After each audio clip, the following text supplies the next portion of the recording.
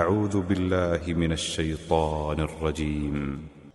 وكذلك أنزلنا إليك الكتاب فالذين آتيناهم الكتاب يؤمنون به ومن هؤلاء من يؤمن به وما يجحد بآياتنا إلا الكافرون وما كنت تتلو من قبله من كتاب ولا تخطه بيمينك إذا لارتاب المبطلون بل هو آيات بينات في صدور الذين أوتوا العلم وما يجحد بآياتنا إلا الظالمون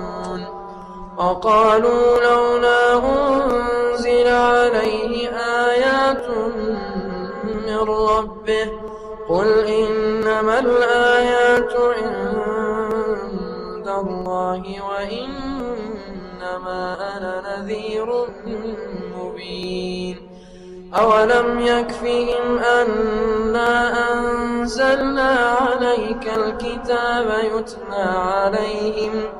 إن في ذلك لرحمة وذكرى لقوم يؤمنون قل كفى بالله بيني وبينكم شهيدا يعلم ما في السماوات والأرض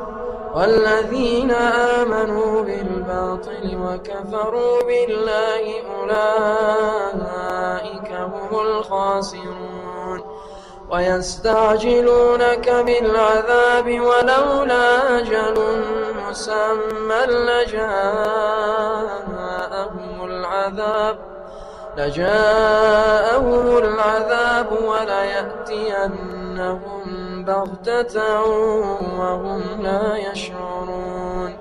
يستعجلونك بالعذاب وإن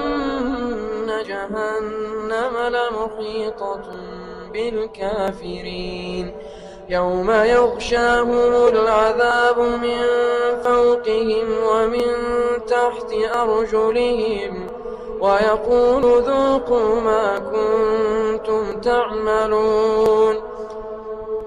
يا عبادي الذين آمنوا إن أرضي واسعة فإياي فاعبدون كل نفس ذائقة الموت ثم إلينا ترجعون والذين آمنوا وعملوا الصالحات لنبوئنهم من